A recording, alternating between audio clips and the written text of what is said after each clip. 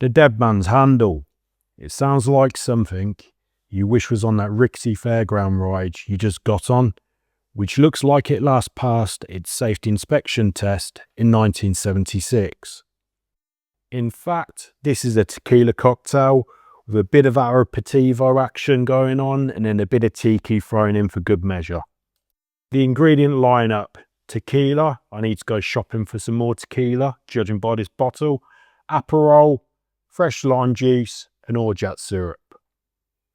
Let's kick it off by adding 1.5 ounces, that's 45 ml of Blanco tequila to our shaker. Follow this up with 3/4 ounce, that's 22.5 ml of Aperol. Then add 1/2 ounce, that's 15 ml of orgeat syrup. Then lastly add 1/2 ounce, that's 15 ml of fresh lime juice.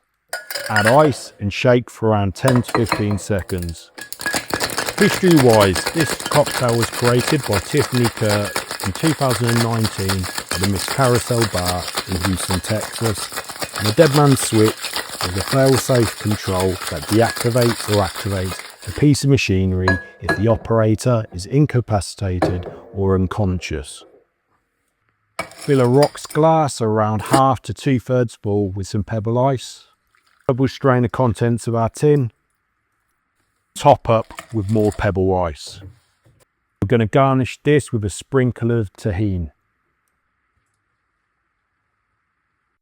The taste test. This is an excellent drink. The tequila and the Aperol work surprisingly well. I like the Aperol as an ingredient. It brings some orange notes and another layer of sweetness to complement the orgeat. The lime in there is a background ingredient, stopping it from getting a little too sweet. You could bump up the lime by about 1/4 or 1/2 ounce, but I really do like these ratios.